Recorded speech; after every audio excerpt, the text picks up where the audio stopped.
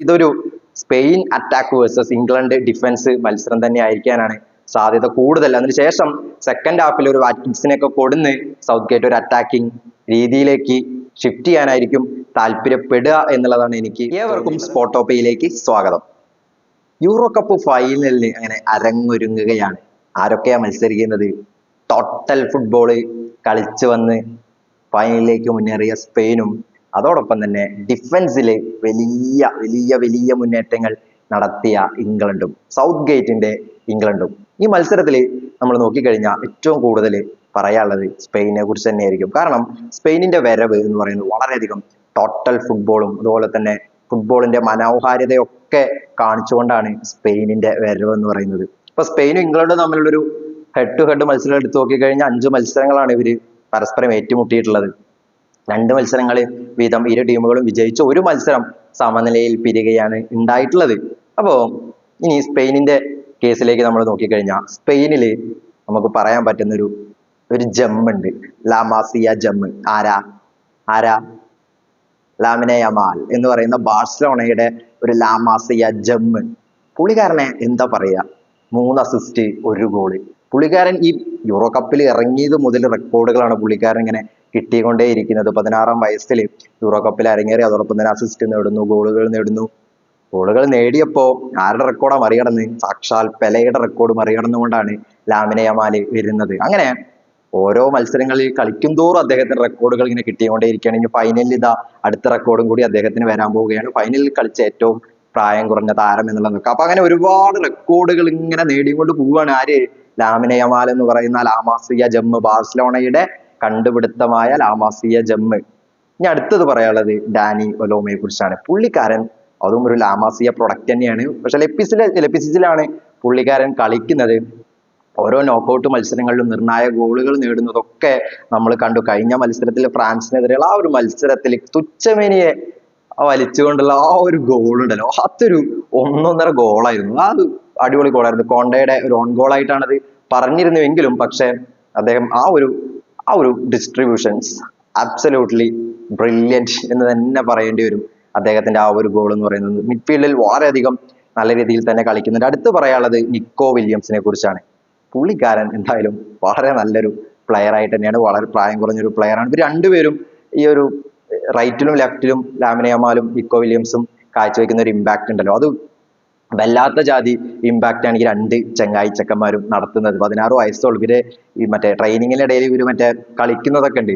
ഇവര് അത്രയും ചെറിയ കുട്ടികളാണ്. ഇവര് വളരെ എന്താ പറയാ ചെറുപ്രായത്തിൽ തന്നെ കളിക്കളത്തിലേക്ക് എത്തി കളിക്കുകയാണ്. ഇപ്പൊ പലപ്പോഴും ഇവര് കളിക്കളത്തിലും അതുപോലെ തന്നെ ഡ്രസ്സിംഗ് റൂമിലൊക്കെ ഇവര് തമ്മിൽ ഇപ്പോഴും കുട്ടികളികളാണ് എന്നുള്ളതാണ് രസം. ഭയങ്കര രസമുള്ള ഒരു കാര്യമാണ്. അപ്പൊ ആ കുട്ടികളികള് കളിച്ചുകൊണ്ട് വന്ന് ഇവര് പക്ഷെ ഗ്രൗണ്ടിൽ ഇവർ ഭയങ്കര മെച്ചൂർഡ് ആയിട്ടാണ് കളിക്കുന്നത് എന്നുള്ളതാണ് നാം മനസ്സിലാക്കുന്നത്. അതുപോലെ തന്നെ അൽവാരോ മൊറാട്ട, പുള്ളിക്കാരൻ ഈ ഇടയ്ക്ക് പ്രഖ്യാപിച്ചു സ്പെയിനിൽ എനിക്ക് ആ വേണ്ട വിധത്തിൽ ഒരു റെസ്പെക്ട് കിട്ടുന്നില്ല എന്നുള്ള രീതിയിലൊക്കെ സംസാരിച്ചു. പക്ഷെ അൽവാരോ മൊറാട്ട കളിയിൽ ഉണ്ടാക്കുന്ന ഇമ്പാക്ട് ചെറുതല്ല. കഴിഞ്ഞ കളിയിൽ ഒരു അസിസ്റ്റ് ഒക്കെ പുള്ളിക്കാരൻ കൊടുത്തു. അപ്പൊ അൽവാരോ മൊറാട്ടയുടെ പ്രകടനം കൂടി നമുക്ക് പറയേണ്ടി വരും.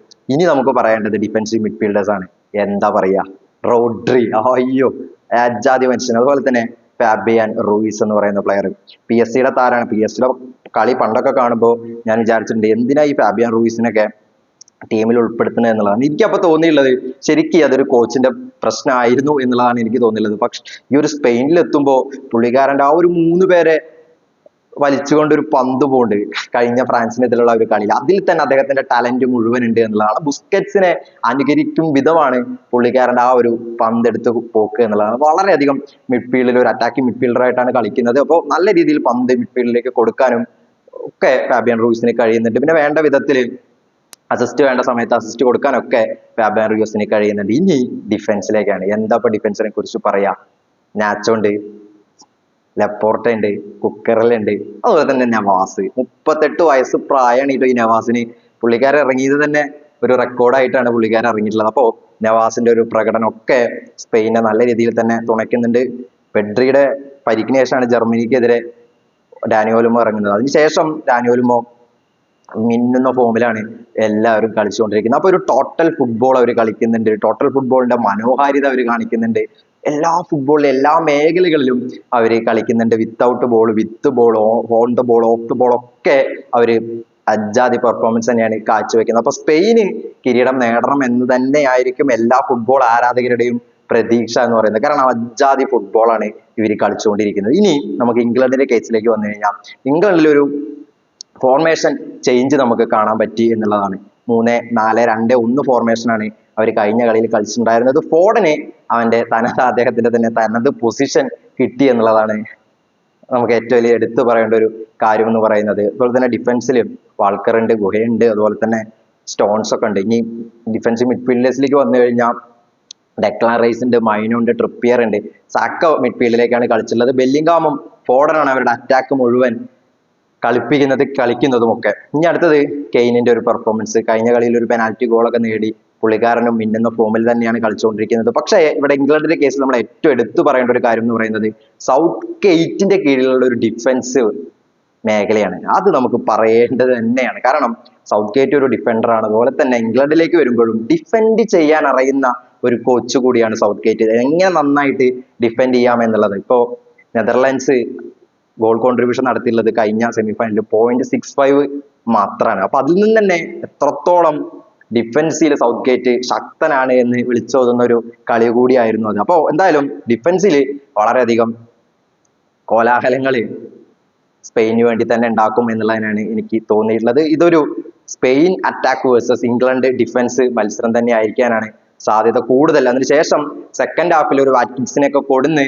സൗത്ത് ഗേറ്റ് ഒരു അറ്റാക്കിംഗ് രീതിയിലേക്ക് ഷിഫ്റ്റ് ചെയ്യാനായിരിക്കും താല്പര്യപ്പെടുക എന്നുള്ളതാണ് എനിക്ക് തോന്നിയിട്ടുള്ളത്. അപ്പൊ എന്തായാലും കണ്ടു തന്നെ കാണാം ആര് വിജയിക്കും എന്നുള്ളത്. പക്ഷെ സ്പോട്ടോപ്പിയുടെ പ്രഡിക്ഷൻ എന്ന് പറയുന്നത് അത് സ്പെയിൻ ജയിക്കണം തന്നെയാണ്. കാരണം അമ്മാതിരി കളിയാണ് ഈ പിള്ളേര് കളിക്കുന്നത്. ഒരു എന്താ പറയാ, പ്രായം കൂടിയവരും പ്രായം കുറഞ്ഞവരുടെ ഒക്കെ ഒരു ജനറേഷൻ ഗ്യാപ്പ് ഒക്കെ എന്താ പറയാ നിർത്തിക്കൊണ്ട് അവരുടെ ആ ഒരു ജമ്മോക്കൻ ടാലൻസുകളുടെ ഒരു പോരാട്ടം തന്നെയാണ് സ്പെയിന് കാഴ്ചവെക്കുന്നത്. അപ്പോ സ്പെയിന് ജയിക്കണം തന്നെയാണ് എൻ്റെ ഒരു പ്രഡിക്ഷൻ. അതാണ് ഫുട്ബോളിന്റെ ഒരു സൗന്ദര്യം എന്ന് പറയുന്നത് അല്ലേ. അപ്പോ സ്പെയിന് ജയിക്കും എന്ന് തന്നെയാണ് എൻ്റെ പ്രതീക്ഷ. അപ്പൊ എന്തായാലും നമുക്ക് കളി കണ്ടു തന്നെ കാണാം.